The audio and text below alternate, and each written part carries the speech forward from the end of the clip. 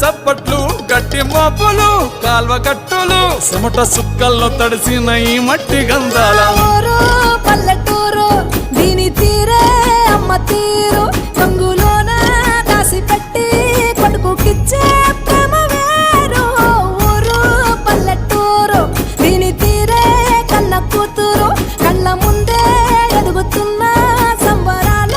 పంట పైరు